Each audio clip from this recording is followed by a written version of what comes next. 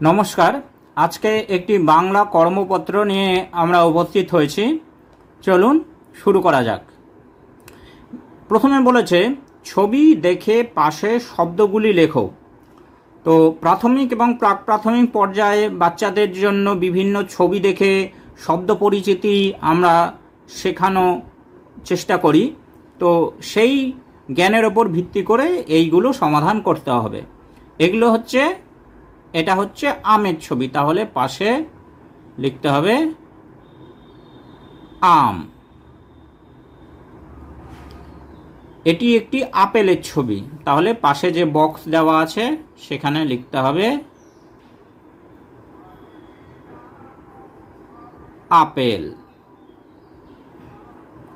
এটি একটি বইয়ের ছবি, তাহলে এখানে লিখতে হবে বই। যেমন যেমন বক্সগুলো আছে সেইভাবে বাচ্চাদেরকে লেখার চেষ্টা করতে হবে।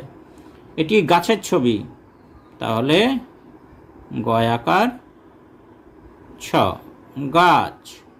এটি একটি মইয়ের ছবি, তাহলে ম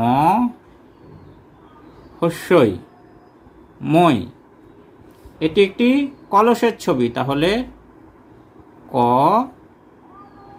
ল দন্তস্ব, কলস। এইভাবে বাচ্চাদেরকে বানান শেখানো যেতে পারে। এইবার এখানে আছে অক্ষরগুলি পরপর সাজিয়ে লেখো। অর্থাৎ এখানে যে অক্ষরগুলি আছে, বর্ণগুলি আছে, সেইগুলি পরপর সাজিয়ে লিখতে হবে। বর্গীর জ, চ, ঞ, ঝ, ছ। প্রথমে আসবে চ, তারপরে ছ, তারপরে বর্গীয় জ, তারপরে ঝ, তারপরে ঞ। এইবার তারপরে আছে ফ, ভ, দন্তন্য, ব, প। তাহলে এই বর্ণ বা ব্যঞ্জন বর্ণ যেগুলো আছে তার মধ্যে প্রথমে আসে দন্তন্য,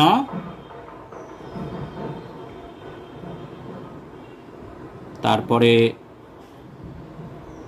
প, তারপরে ফ, তারপরে ব, আর শেষে ভ। এইভাবে বাচ্চাদেরকে এলোমেলো বর্ণ দিয়ে তারপর সাজানো লেখানো অভ্যেস করানো যেতে পারে। এইবার এখানে বলেছে অকার সহযোগে দুই বর্ণের শব্দ লেখো। প্রথমে কয়, কল, পয়,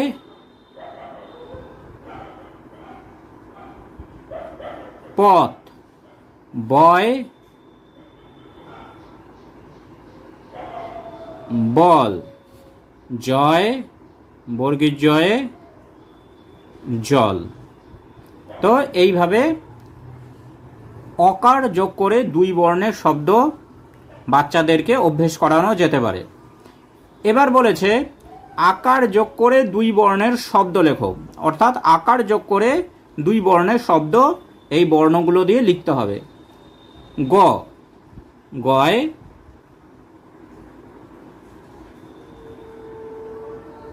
গাড়ি। ম, ময়, মাছ। ব, বয়, বাড়ি। দয়,